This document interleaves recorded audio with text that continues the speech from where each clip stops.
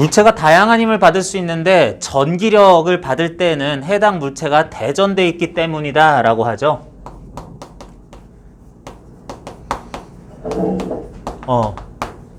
특정 물체가 대전되었다 또는 전하를 띈다 라는 말을 씁니다. 자, 물체가 대전되었거나 전하를 띠는 그런 현상은 원래 물체를 구성하는 원자에는 원자핵이 있고 주변에 이렇게 전자가 영역을 차지하고 있다라고 할 건데, 그런 원자는 전체적으로 중성이죠. 원자핵이 양전하, 전자가 음전하를 띠면서 전체적으로 그 개수가 양성자와 전자 개수가 같아서 중성이 될 거예요. 그러는데 그런 중성인 원자들로 구성된 물체는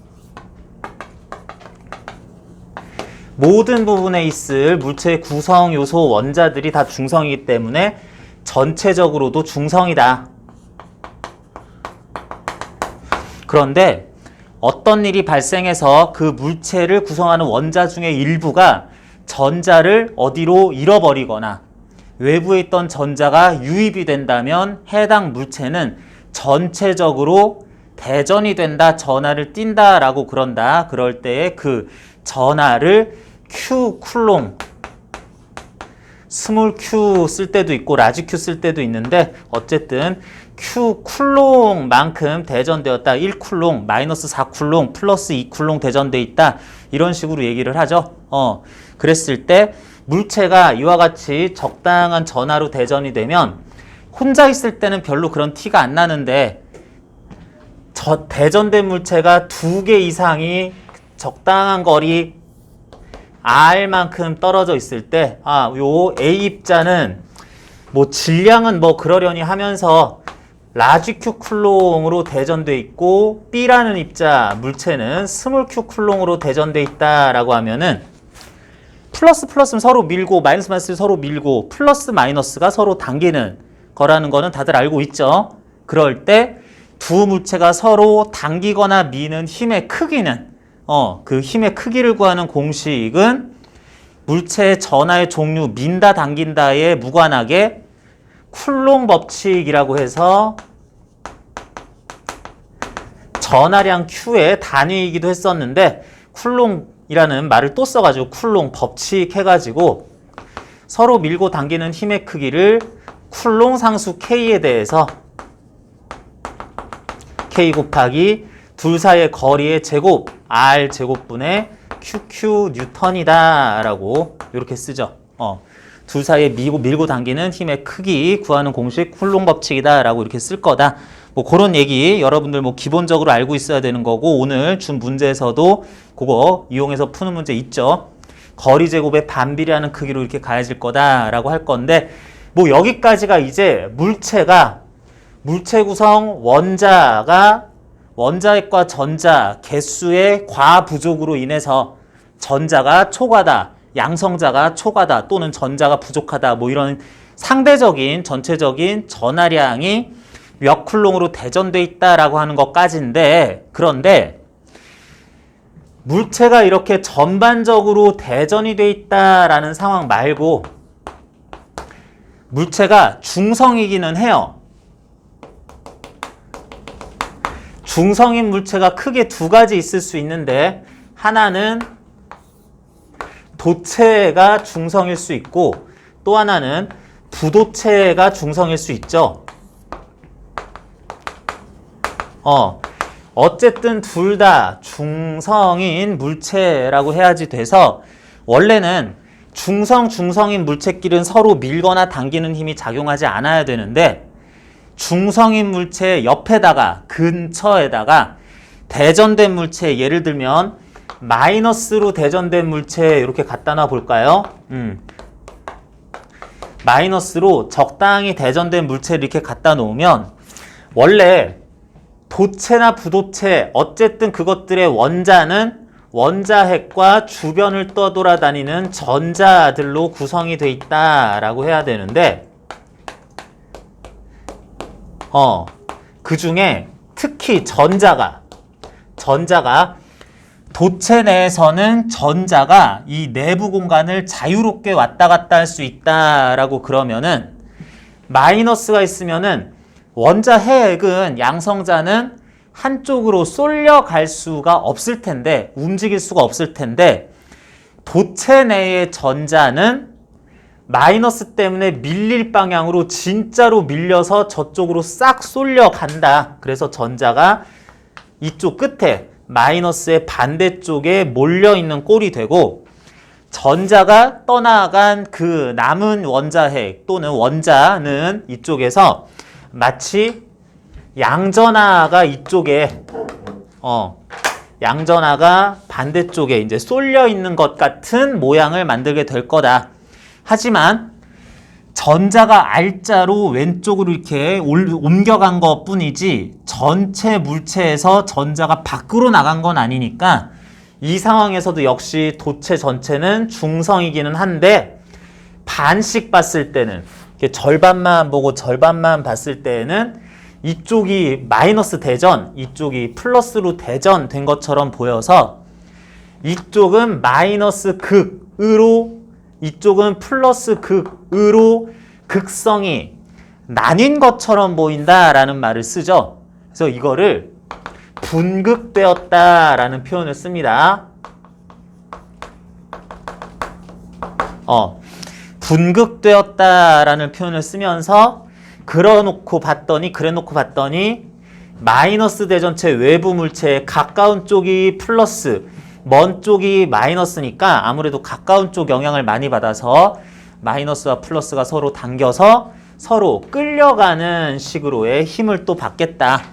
뭐 요렇게 대전체와 대전체가 서로 같은 극, 플러스 마이너스 이렇게 돼 있으면 서로 미는데, 플러스 대전체와 마이너스 대전체가 서로 당기기는 하지만 플러스 대전체와 중성 물체도 서로 당기고 마이너스 대전체와 중성 물체도 또 서로 당기는 이런 일도 또한 발생한다라고 해야 되겠네요.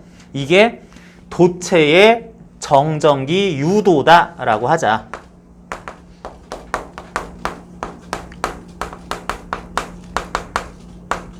어디까지나 중성인 도체가 주변 대전체에 의해서 분극 현상이 나타나면서 이제 요거에 당겨지는 힘을 받을 뭐 이런 일도 벌어지는 그런 상황을 도체의 정전기 유도 상황이라고 하자. 근데 부도체는 약간 상황이 다르다 하겠습니다. 부도체 전체 물체를 구성하는 원자의 원자핵 주변에 전자들이 이렇게 붙어 있지만, 전자도 이번에도 양성자, 원자핵은 한쪽으로 쏠려갈 수 없는 건 이거는 고정이고요. 마이너스 대전체에 의해서 그 전자들이 밀려서 쏠려가고 싶지만 부도체 내에서는 전자가 한쪽으로 완전히 이동하는 게 불가능하기 때문에 상대적으로 전자의 위치가 이런 양성자, 원자핵에서 먼 쪽으로 이렇게 치우치는 정도까지만 된다라고 하자. 그래서 완전히 전자가 떠나가서 남은 플러스가 있어서 극이 명백하게 이렇게 갈리는 이런 분극은 안 일어나는데, 원자핵 주변에 전자가 고르게 여기 갔다 저기 갔다 해야 되는데 이쪽으로만 좀 쏠려 있는 현상이 나타나면서 어떤 일이 발생하냐면, 이번에는 절반 나눠봐도 딱히 이쪽이 마이너스, 이쪽이 플러스를 띈다 뭐 이런 건 안 보여요. 그런 것까지는 안 보이지만 어쨌든 전자가 한쪽으로 쏠려갔기 때문에 전체적인 전자 배치 구조를 보면 마이너스 플러스 하면서 얘네들이 요런 전자, 양성자, 뭐 양전하 줄 서 있는 모습을 전체적으로 보다 보니까 아무래도 이 끝에 부분은 좀 마이너스를 띄고 이쪽 끝 부분은 플러스를 띄겠다라는 게 어느 정도는 나타나긴 합니다.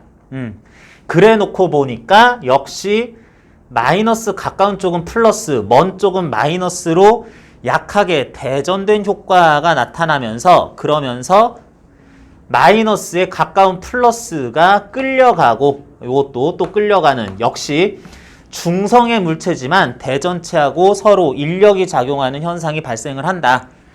이걸 가리켜 당연히 부도체의 정전기 유도다라고 하겠죠. 부도체의 정전기 유도다라고 하면서 요거는 특히 별명이 하나 더 있는데 요걸 갖다가 우리는 유전분극이다라고 얘기합니다. 도체, 부도체의 정전기 유도. 물체 전체는 중성이지만 외부 대전체에 의해서, 전기장에 의해서 극이 나뉘는 분극 현상이 나타나고 그 결과 대전체에 의해서 중성 물체지만 끌려가는 현상이 나타난다 라고 해서 도체, 부도체의 정전기 유도라고 하는데 특히 부도체에 대해서만 별명으로 유전분극이라는 다른 명칭으로도 또 부르기도 한다. 이에 대한 설명이 86쪽의 맨 하단부에 나오고 있죠. 일반적인 대전되는 상황 용어에 대해서 위에서 쭉 설명을 하고 있고 밑에 분극, 정전기 유도, 절연된 도체에 대전체를 접근시키면 절연된 도체라는 거는 뭐 여러분 별 생각할 필요 없어요. 외부로 전자가 더 빠져나가지는 않을 뭐 그럴 조건이라고 생각하면 되는 건데 어쨌든 도체 대전체를 접근시키면 그 대전체 가까운 부분에는 대전체가 띄고 있는 다른 종류의 전하를 띄고 먼 부분에 같은 종류의 전기가 생긴다. 전하를 띈다. 가까운 부분 반대. 먼 쪽은 마이너스에 마이너스 해서 이렇게 되는 걸 정전기 유도다라고 하고 싶은데 도체는 전자의 내부적인 완전한 이동 때문에 이런 분극 현상이 나타나고 부도체는 어느 정도 규칙적으로 이렇게 전자들이 배열된 결과 끝부분에 유전분극 현상이라고도 얘기하는 뭐 이런 일이 또 생기게 된다라는 거 여러분들 문제 중에서도 또 몇 개 살펴봤는데 이렇게 내용을 정리를 합니다. 자, 그래서 요거는 본격적인 어떤 전기력에 대한 얘기라기보다는 전하를 띠게 되는 그와 유사한 현상, 정전기 유도에 대한 얘기였었고요. 뭐 87쪽에 검전기 나오는데 검전기는 일단은 문제 풀면서 같이 또 추가적인 설명을 하는 것도 좋을 것 같습니다. 그리고 이제 88쪽, 9쪽 해가지고 전기력과 전기장 나오는데 전기력까지만 원래는 교과서 내용이고 전기장 내용은 우리 교과서에는 지금 없습니다. 거의 없다고 해도 맞아요. 전기장 관련한 내용이 물리 2로 거의 다 넘어가가지고 전기장을 실제로 구해라 하는 것들은 문제가 별로 안 나오는데 뭐 학교 시험에서는 또 선생님들이 그냥 언급한 다음에 뭐 그냥 관련한 문제 내고 뭐 이렇게 하는 경우들도 종종 있어가지고 일단은 여기다 실어놨어요. 그래서 88쪽에 나오는 전기력 구하는 공식으로서 쿨롱 법칙 라지 Q, 스몰 q 또는 Q1, Q2 쿨롱짜리 서로 다른 이런 대전체가 R미터만큼 떨어져 있을 때 서로에게 가한 전기력 크기는 K R제곱분의 Q1, Q2 뉴턴 하는 식으로 표현이 된다. 그래서 이렇게 인력 또는 청력 모양이 어떻게 나오더라도 구하는 공식 자체는 바뀌지 않는다. 뭐 이런 거 설명돼 있습니다. 자, 그래서 이런 거 간단하게 여러분들 공식 확인과 내용 점검 위해서 알아봤고요. 뒤에 90쪽부터 지금 여기에는 전기장 관련된 문제가 굉장히 좀 많은 편이기는 합니다. 그런데 여러분들 여기 있는 거 뭐 다 풀어볼 필요는 없고 그냥 단순 전기력 문제만 내면은 문제가 너무 쉬워지고 뭐 할 게 없어가지고 전기장 관련한 문제도 많이 실어놨는데 뭐 요런 내용이 있었구나라는 정도만 일단 짚고 넘어가겠습니다. 그건 그렇고 이제 많은 학생들이 이쪽 내용이 전혀 기억이 안 난다 내지는 가물가물하다라고 문제 풀면서 이제 보니까 잘 못 푸는 친구도 있었고 하는 100쪽부터 나오는 전자와 원자핵 내용 같이 보겠습니다. 자, 전자와 원자핵 그래가지고 원자 구조부터 해가지고 쭉 나오는데 이게 내용이 좀 애매해요. 이거랑 거의 같은 내용을 맨 뒤에 가가지고 우리 양자역학 관련 내용 또는 광전효과 이런 거 얘기하다가 굉장히 많이 반복이 되기 때문에 지금 요 부분에서 하는 게 뒷내용하고 약간 헷갈릴 수도 있습니다. 그러는데 이쪽 내용 어떻게 또 실려있나, 용어와 그거 이용해서 어떻게 공부해야 되는지 뒤쪽하고 좀 연계지어서도 같이 생각할 수 있겠어요. 자, 전자와 원자핵 또는 원자 모형 얘기부터 합니다. 자, 원자 모형이라고 하면은 다들 화학 시간에도 거의 똑같은 얘기 다 공부하고 뭐 1학년 때 통합과학이나 중학과학에서도 중학교에서도 충분히 얘기를 많이 하고 있어요. 자, 100쪽에 간단하게 그 원자 모형들 발전 순서에 대해서 얘기를 해놨는데, 자, 첫 번째로 원자 모형이라는 거 얘기할 때 무슨 데모크리토스니 뭐 옛날에는 우리는 이런 생각을 했었다, 탈레스가 뭐 이런 얘기들까지 갈 수도 있지만, 그래도 돌턴부터 시작합시다. 돌턴의 원자설이라는 게 있어가지고 아무튼 간에 모든 물체는 쪼개다 보면은 더 이상 쪼갤 수 없는 마지막 단위인 원자라는 것이 뭉쳐가지고 전체 물체를 구성하게 될 건데, 그럴 때 그 최종 입자 원자라고 하는 것은 이런 성격, 이런 성질을 띠고 있어야 된다라고 하는 걸 정리를 해놨어요. 그런데 돌턴이 얘기하기를 결국엔 다 쪼개면은 최종 모양이 똑같을 거야 라고 얘기를 하질 않고, 최종적인 구성되는 입자의 종류가 서로 다를 것이다 라고 했죠.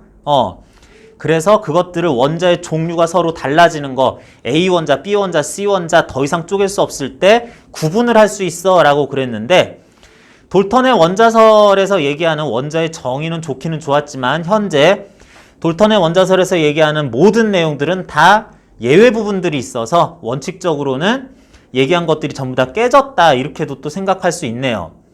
돌턴의 원자설을 자세히 얘기하는 거는 뭐 그냥 그렇고 바로 넘어갑니다. 몇 가지 이제 돌턴의 원자설들 중에 현재 원자 모형에선 문제되는 것들이 있지만, 어쨌거나 관련 내용으로서 톰슨 원자 모형이 나올 때 이에 대한 비판 또는 보강이 가해졌다라고 할 거예요. 톰슨 원자 모형에서 돌턴의 원자설 관련해서 좀 수정을 했어야 됐던 것은, 돌턴의 원자설에서는 원자는 더 이상 쪼개질 수 없다, 이렇게 빡 반으로 쪼개지는 것뿐만이 아니라 여기에서 조금의 부스럭이라도 더 떨어져 갈 여지는 없다 라고 하는 걸 원자, 가장 작은 입자다 라고 얘기하고 싶었는데, 톰슨이 어떤 실험을 했죠? 물론 여기선 아버지 톰슨이에요. 나중에 아들 톰슨도 나오죠. 양자역학 뭐 쭉 하다 보면은. 톰슨이 얘기한 뭐 이런 내용은 어떤 실험에서 근거를 가지고 얘기하기 시작을 했죠? 관련한 실험도 여러분들이 이렇게 대입할 줄 알아야 되는데, 요때 나오는 실험은 뭐예요? 음극선 실험이죠.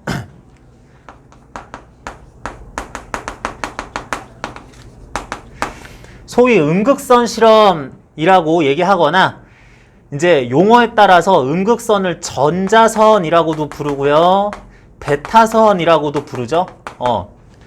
그래서 원자로부터 전자가 음극선이라고 했는데, 베타선이라고 하는 또는 전자가 방출돼서 튀어나온 거를 관찰을 해냈다라고 합니다. 뭐 자세한 그 실험 장치나 그 중간 과정에 대해서는 그렇게 중요하게 얘기하진 않아요. 지금 해야 되는 중간 내용이 많기 때문에.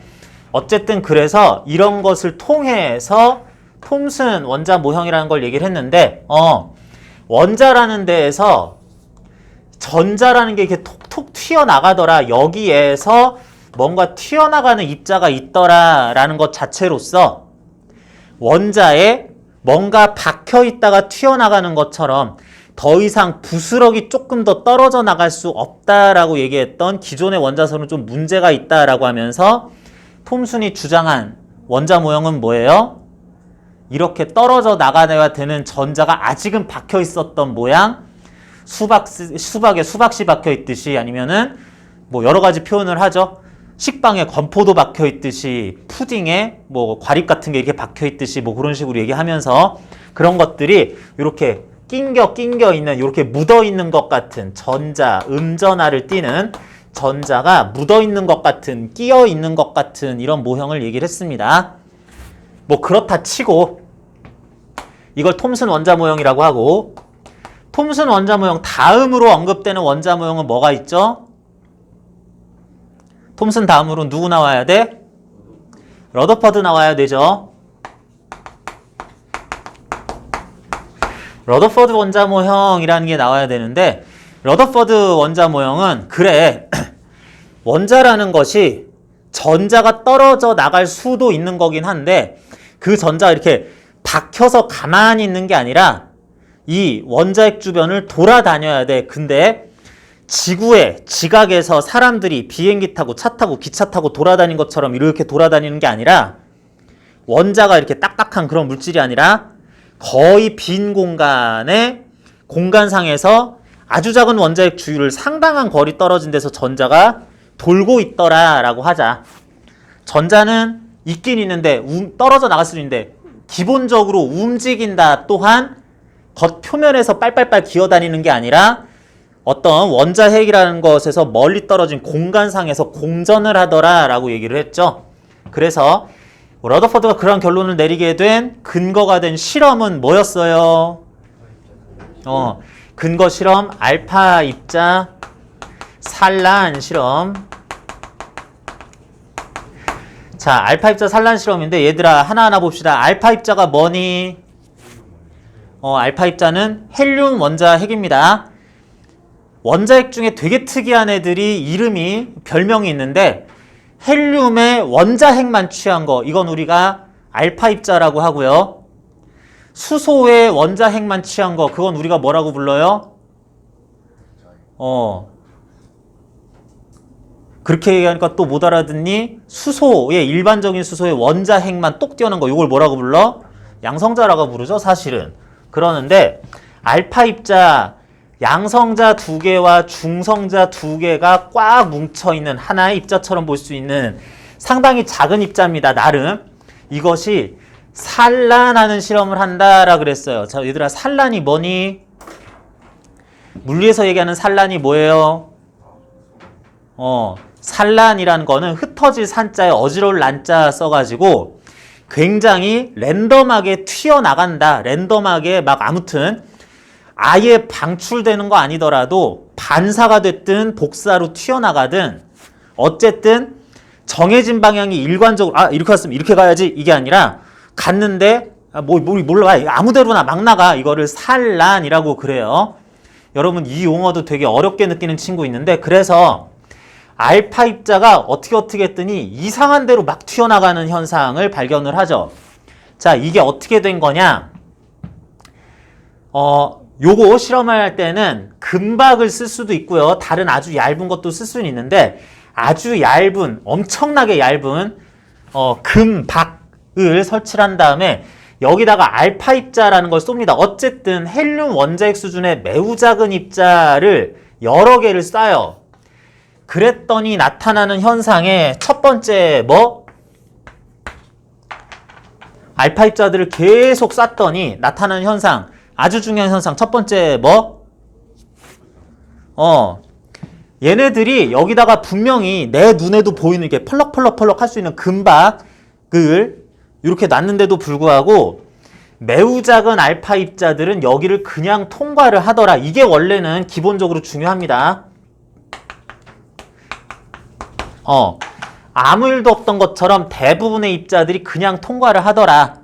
왜 그런가 봤더니 원자가 이렇게 톰슨 원자 모형이든 돌턴 원자 모형이든 입자들이 원자들의 이렇게 단단한 돌 같은 이런 것들이 꾸역꾸역 이렇게 뭉쳐있는 이런 데라면은 아무리 작은 입자라고 하더라도 이 비집고 비집고 이렇게 뚫고 나갈 수가 없을 텐데, 상당히 큰 입자는 안 됩니다. 상당히 작은 헬륨 원자핵 알파 입자를 그랬더니 얘네들이 대부분 지나가더라. 아주 작은 입자의 관점에서는 여기가 그냥 거의 텅 빈 공간이더라 라는 거죠. 그러면 이 원자들은 다 어떻게 생긴 거냐? 하나의 원자다라고 하지만 주요 내용물은 원자핵이죠. 우리가 알고 있는 지금으로서는 원자핵은 가운데 아주 작은 공간에 엄청나게 밀집돼 있더라 라고 봐야 되겠구나. 아, 이렇게 단단하게 구형의 속이 꽉 찬 물체 이런 게 원자가 아니구나 생각을 해야 된다고. 그러니까 굉장히 작은 알파 입자라는 애들은 여기 쑥쑥 지나가는데, 두 번째, 그런데 거의 다 통과를 하는 줄 알았는데 어쩌다가 극히 낮은 확률로 어떤 것들이 무슨 일이 벌어져요? 어떤 녀석들은 그야말로 여기에서 이제 산란이라고 부를 수 있는 일이 발생을 하더라.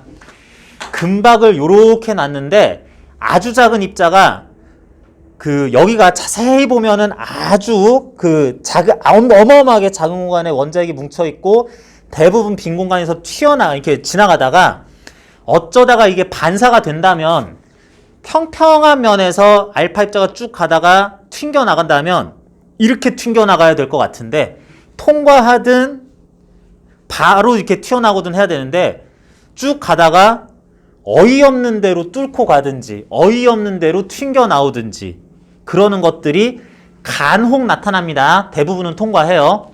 그래서 어이없는 이상한 방향으로 튀어나가더라 해가지고 산란, 이상한 방향으로 흩어져 나가더라 해서 산란이라는 표현을 쓸 건데, 그런 산란이 이루어지는 이유는 뭐였냐면 이 빈 공간을 통과하다가 어쩌다가 이 원자핵에 부딪힌 애들이 튀어나갈 텐데, 원자핵이 납작하게 생긴 게 아니라 원자핵도 좀 확대해서 보면은 사실은 어떤 힘에 의해서기는 한데 어느 정도의 모양이 있어서 입자들이 이렇게 오다가 뒤로 튕겨나갈 수도, 알파 입자가 우연히 만나긴 했는데 여기서 이렇게 튕겨나갈 수도 있고 약간만 틀어지면 이렇게 튕겨나갈 수도 있고 하는 그런 모양으로 이상한 방향으로 튀어나갈 수 있더라라고 하면서 이제 그것들을 종합해서 러더퍼드 원자 모형을 정리를 했다. 러더퍼드 원자 모형은 어떻게 얘기해요? 얘기한 것처럼 원자 자체에 아주 일부분에만 입자가 집중돼 있고, 질량 있는 입자가 집중돼 있고, 주변 대부분 공간은 빈 공간인데, 아니 그러면 요게 원자고 여기는 빈 공간이고 그냥 여기까지면 원자의 크기를 줄였다라고 하고 싶은데 그렇지 않다라고 하는 이유가 뭐다? 여기서 그렇다면 전자는 여기에 또 묻어 있는 게 아니라 바로 이만큼의 영역을 두고 요 공간을 뺑글뺑글 돌고 있더라라고 하는, 두 개가 돌 수도 있죠. 요렇게 도는 녀석도 있고 요렇게 도는 것도 있고 요렇게 도는 것도 있는 이런 전자가 확보한 공간의 크기를 원자의 크기라고 얘기를 하자. 뭐 요렇게 얘기하면서 여러분들이 익히 알고 있는 요런 문제가 이제 요런 내용이 러더퍼드가 다 성립시킨 거다라고 하겠습니다.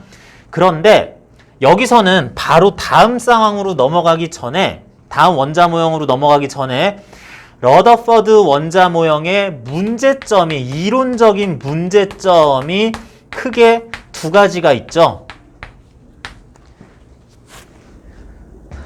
자, 여러분들 이쪽 내용은 막 내가 이걸 이해해서 계산하고 문제를 푼다는 느낌보다는 이런 내용이 있구나라는 걸 쭉 들어보고 그것들 자기가 이제 이해하고 어느 정도 암기만 하면 되는 거죠. 용어와 상황들 헷갈리지 말고, 용어 헷갈리지 말고 개념 정확하게 이해하면서 따라오기만 해도 됩니다.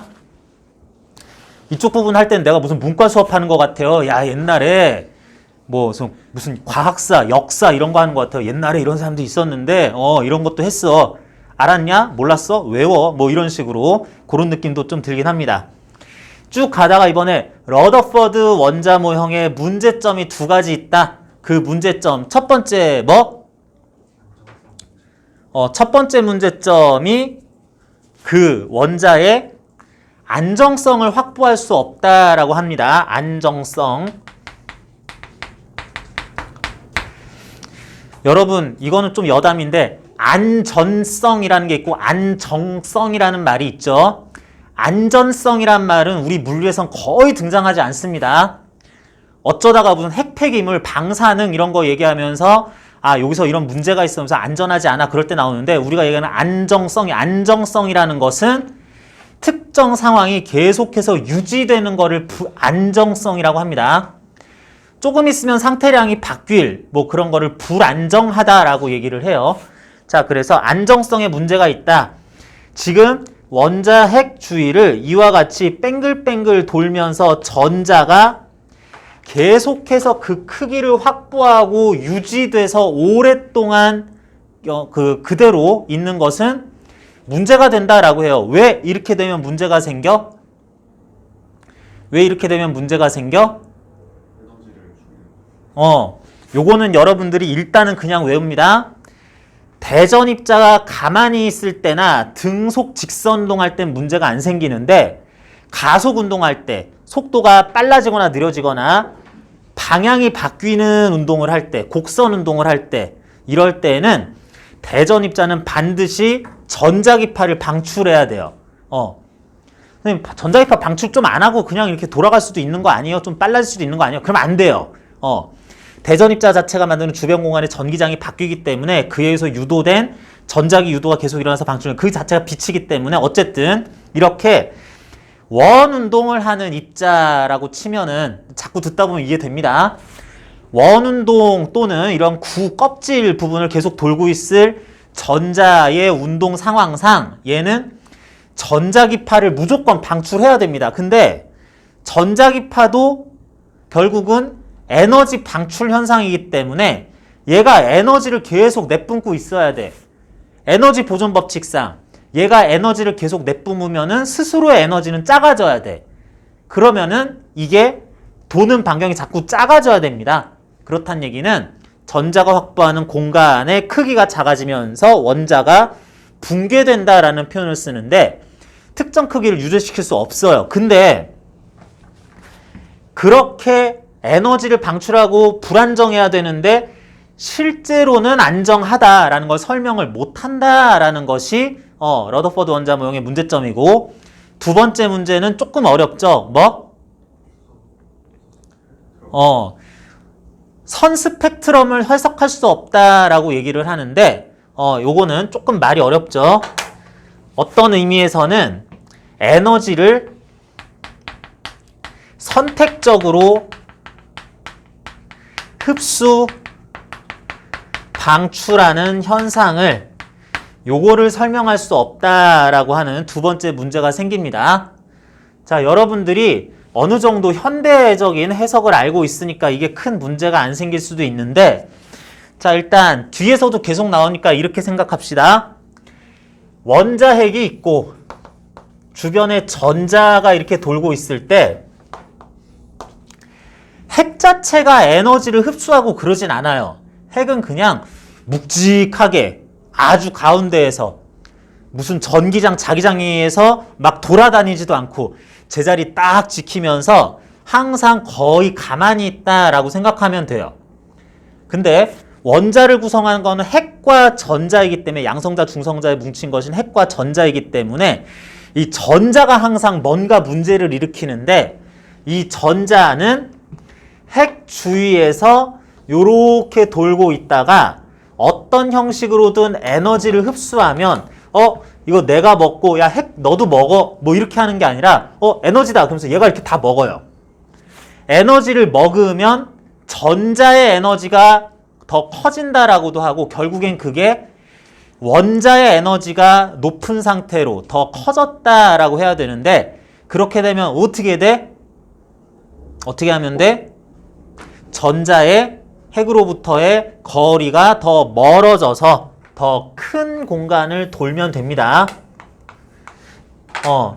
요런 반경에서 요런 반경으로 더 커진 반경 주변으로 이제 원자핵 주위를 돌면 되는데 러더퍼드 원자 모형에 의하면 전자가 그런 식으로 해서 에너지를 먹었을 때 조금 먹어서 약간 큰 반경을 도는 거 조금 더 먹어서 조금 더 큰 반경을 도는 거 뭐 이런 거 좀 그러면 어떠냐 싶어요.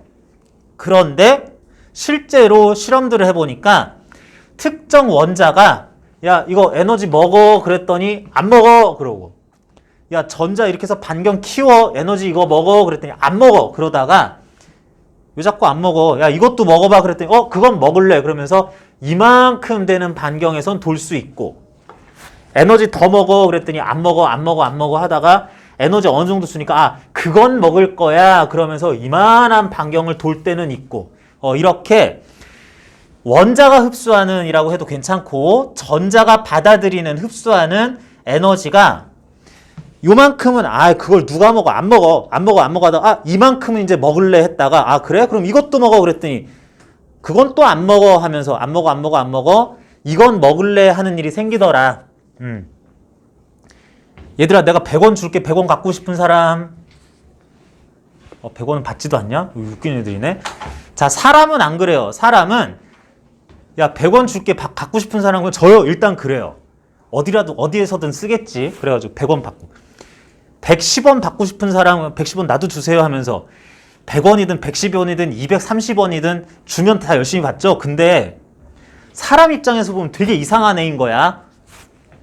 야, 100원 줄게. 갖고 싶은 사람 너 가질래? 아니요, 전 100원 싫은데요. 그래. 왜? 그냥 싫어요. 500원은 어떠니? 500원 싫은데요. 그래? 900원 줄까? 900원 싫은데요. 그래. 야, 그럼 1000원은? 그랬더니 1000원 좋죠. 그럼 1000원 받아요. 그래? 1200원도 줄까? 그래. 1200원은 또 싫은데요. 그래. 그럼 얼마를 줘야 되냐? 3000원 줄까? 3000원 좋습니다. 이렇게 받아요. 얘따 10,000원 하고 주려고 해요. 10,000원은 제가 별로 취향이 안 맞아서 뭐 이래요. 우리로선 이해가 안 되는데, 그러면 얼마를 줄 때 또 받을래? 13,200원? 이러면서 그게 이렇게 딱 떨어지는 것도 아닌데 뭐 이상한 돈을 원하고 막 그럽니다. 이게 성격 이상하네. 왜 이렇게 줄 때는 안 받고 하냐.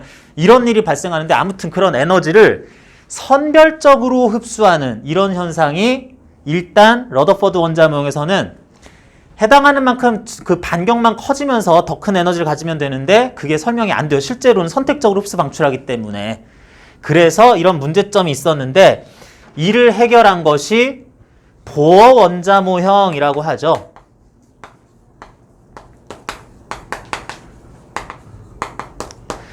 자, 보어 원자 모형이라고 하는데, 자, 여기까지 보어 원자 모형은 좀 계속 나올 거니까 잠깐 책 좀 봅시다. 100쪽.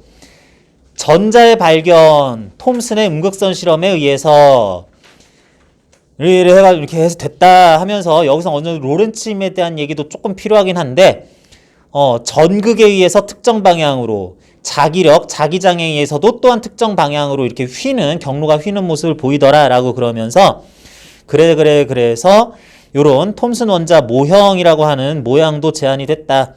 문제점이 있는데, 문제점은 이제 러더퍼드 알파 입자 산란 실험, 러더퍼드 원자 모형 요거 나오는 과정에서 밝혀졌고요.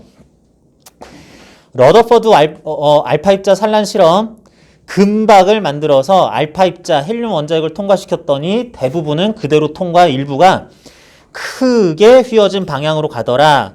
그래서 이러하게 결국에 만들어냈다 하면서 원자 내부는 대부분 빈 공간이며 매우 좁은 공간 안에 이렇게 원자핵이라는 것이 있고 주변을 전자가 돌아다니더라, 공전하더라 라고 했다. 그런데 여기에서 이제 103쪽 양자가설에서 러더퍼드 원자 모형의 문제점, 원자의 안정성과 불연속 스펙트럼이라고 하는 것이 조금 풀어서 얘기하면 에너지의 선택적 흡수 방출을 해석할 수 없는 이런 문제가 생기더라 라고 하죠.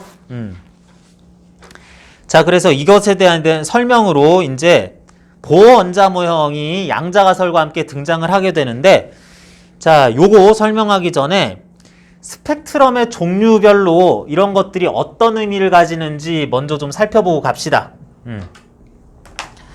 자, 워낙에 이걸 스펙트럼이라는 현상으로 제안을 많이 하기 때문에 요것도 설명을 좀 해야 되는데, 자, 책에서 102쪽 먼저 점검하고 넘어가는 거예요. 자, 아예 모르는 내용은 아닐 거니까 우리 빠르게 한번 얘기하고 갑시다. 스펙트럼이라는 것은 빛을, 내가 여기서 빛이라고 하는 건 가시광선에 한정해서 쓰는 말이 아니죠. 빛을 프리즘을 통과시키면 프리즘 분광기라고도 하죠. 통과시키면 굴절이 일어나서 경로가 팩 두 번 이렇게 바뀌어요. 그래서 요런 지점 스크린상 요렇게 쏜 것처럼 보여도 여기에 도착을 해야 되는데 그 빛이 단색광 빨간 가시광선, 파란 가시광선, 초록색 가시광선, 적외선, 자외선, 감마선 특정 파장의 빛 하는 것이 딱 하나였으면은 쭉쭉쭉 가야 되는데 여러 가지 파장과 진동수의 빛이 섞여 있었을 때에는 그 빛마다 똑같은 프리즘을 지나가는 곳에서 굴절하는 정도가 다르다라고 하죠. 그래서 빛이 쭉 올 때 쭉 가다가 빨간색은 조금밖에 안 꺾여서 한 요런 데에 노란색, 파란색은 쭉 가다가 똑같이 최초 갔었어도 요런 데에 노란색도 요런 데에 이런 데에 도착을 하게 된다. 그래서 소위 백색광 모든 빛이 모든 파장의 진동수의 빛이 다 섞여 있었을 때는 그래서 원래는 백색광으로 보였던 게 분광기 프리즘 통과 후에 빨주노초 파남보 더 자세하게 조금씩 이렇게 구분된 것들이 이렇게 쭉 퍼지는 거. 이거 어디라 그래야지? 화학이라 그래야 되나? 생명과학이라 그래야 되냐? 그쪽에서는 마치 크로마토그래피 같은 그런 일이 발생한다라는 거죠. 크로마토그래피가 뭔지는 알아요? 원래 이렇게 이렇게 막 섞여 있었는데 여기에다가 모세관 현상 이용해가지고 종이 같은 거 이렇게 기름종이나 이런 것들 쭉 이렇게 해놨더니 빨려 올라오는 게 쉽게 되는 녀석들이 여기까지 오고 어떤 녀석은 여기까지 오고 어떤 녀석은 여기까지 오고 해가지고 여기다가 그 색상 이렇게 찍어놓고 이렇게 하면은 이거 색깔 이렇게 분리되고 라든지 아니면 색소별로 이렇게 분리되고 이러는 거 내가 얘를 좀 잘못 들었나? 아무튼 그러는 것처럼 여기에서 꺾이는 정도에 따라서 원래는 차별 없이 진행하던 녀석들이 위치가 다르게 돼서 실제로 스크린에는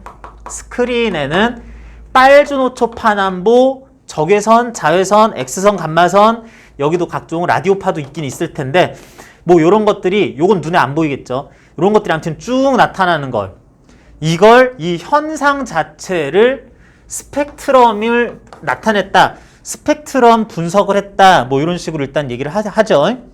스펙트럼 분해를 했다. 이런 식으로 얘기를 하고 그랬을 때 이렇게 나타나는 지금 쓰고 있는 완전 혼합광, 백색광을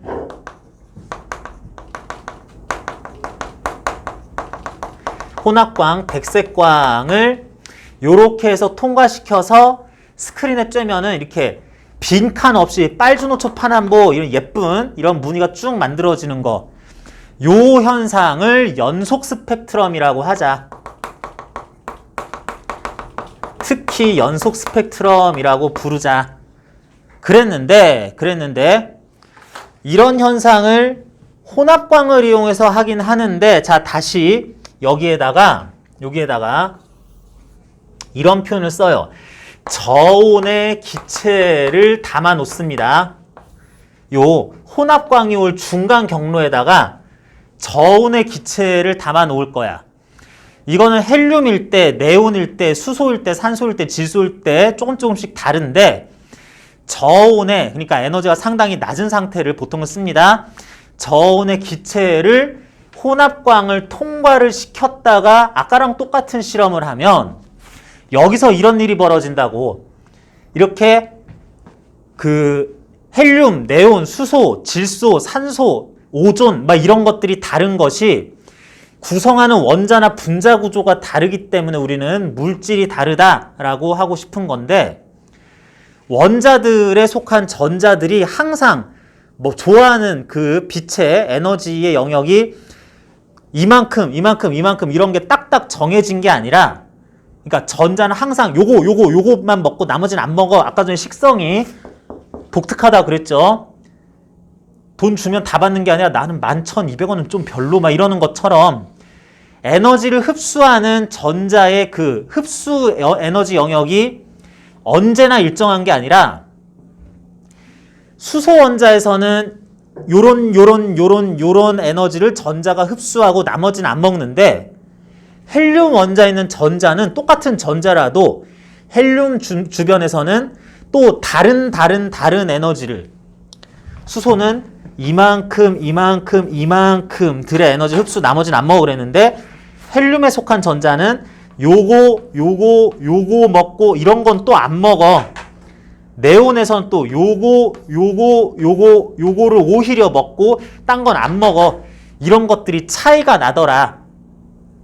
어쨌든 입맛이 이렇게 원자별로 원소별로 다 다르고 분자별로 또 다른데 혼합광 모든 빛을 포함한 빛을 여기다가 쭉 저온의 기체를 통과시키고 났더니 얘가 선호하는 얘가 흡수한 빛이 있고 흡수하지 못할 나 내 입맛이 아니야 그러는 빛이 있을 텐데 그것들을 빼고 여기서 흡수된 빛은 빼고 여기에 그 무지개 무늬가 무지개 색깔 쭉 나와 있는 것이 제가 먹은 데가 이렇게 빈 칸으로 표시가 되더라.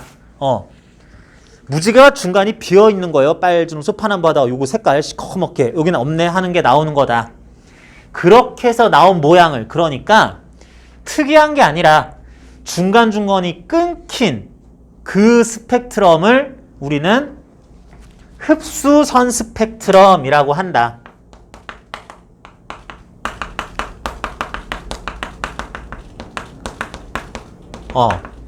요걸 이제 빛들 중에 일부를 얘가 먹었다, 흡수했다라 해서 흡수선 스펙트럼이라고 한다.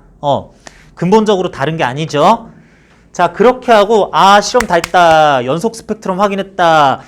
저온의 기체를 넣었더니 얘가 먹은 만큼 빠진 흡수선 스펙트럼이 관찰됐다. 라고 한 다음에 이제 불 끄고 집에 가자라고 하고 불 다 끄고 이런 빛도 혼합광도 더 이상 비춰주지 않으면서 자 이제 집에 가야지 하고 이제 어두컴컴한 아주 시커먼 어두운 암실에서 암실이나 다른 상황을 만들어 놓고 이제 집에 가려고 봤더니 갑자기 난데없이 아까 흡수선 스펙트럼 실험할 때 빵꾸 이렇게 끊어진 줄이 보였던 곳이 오히려 빛 없어졌으니까 여기는 이제 완전히 없을 거고요.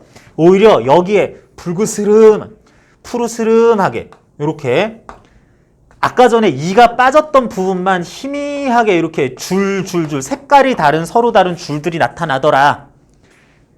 이게 뭐냐? 얘네들은 에너지를 아까 전에 흡수했었는데 딱 그 먹었던 거를 먹고 영원히 가지고 있는 게 아니라 자연스럽게 낮은 상태 에너지로 떨어지게 돼 있는데 그러는 과정에서 먹었던 거를 잠시 이렇게 품고 있다가 더 이상 공급이 안 되거나 이럴 상황에서 자연스럽게 내놓을 것이 바로 그 빈칸에 이를 딱 끼워 맞추는 요런 데들이더라. 그래서 이걸 가지고 우리는 이것은 방출선 스펙트럼이더라 라고 하거나 어쨌든 선 모양으로 몇 개 줄만 나오니까 이라고 하거나 그냥 선 스펙트럼이라고 하면 요거를 얘기하는 경우가 대부분입니다. 그래서 흡수선 스펙트럼만 흡수라고 붙이고 연속 스펙트럼, 방출선 스펙트럼 할 때 요거 방출은 생략하고 선 스펙트럼이라고 얘기하는 경우가 많아요. 그러니까 아까 똑같은 기체를 사용했을 때 흡수선 스펙트럼의 빈칸과 방출선 스펙트럼의 몇 줄은 항상 정확하게 일치를 해야지 되겠죠. 이러는 게 이제 스펙트럼이라는 것 세 가지를 구분하면서 이걸 통해 알 수 있는 것은 요 기체가 종류에 따라 상황에 따라서 이것의 원소의 종류가 아니라 이제 분자의 종류라고 해야지 조금 더 정확한데 얘가 먹거나 뱉어낼 그런 선호하는 신경도 안 쓰고 그냥 지나보내는 것은 어느 것이고 좋아하는 것이 어떤 종류 진동수압 파장의 빛인지를 알 수 있다 라는 것이 스펙트럼 분석이다 하겠습니다. 그냥 이 얘기예요. 배기 쪽에 나오는 설명은 이렇게 해가지고 이제 쭉 설명이 가능한 거고 요 얘기를 통해서 이제 러더퍼드 원자 모형의 문제점이 불연속 스펙트럼 어떤 원소에다가 빛을 통과를 시켰더니 불연속 스펙트럼이 맨날 나오는데 먹는 것만 먹고 안 먹는 것만 안 먹는데 왜 이거는 못 먹는지에 대해서 러더퍼드 원자 모형은 설명을 못 하더라. 그런데 양자가설의 제기와 이제 그것에 대한 대응하는 보어 원자 모형의 출현으로 이제 이게 설명이 되더라. 라는 것이 이제 뒤쪽에 나오는 얘기죠. 자, 그래서 103쪽에는 이제 양자가설 나오고요. 104쪽에 보어 원자 모형이라고 나오는데, 요것에 대한 상세한 설명은 우리 조금만 쉬었다가 봅시다.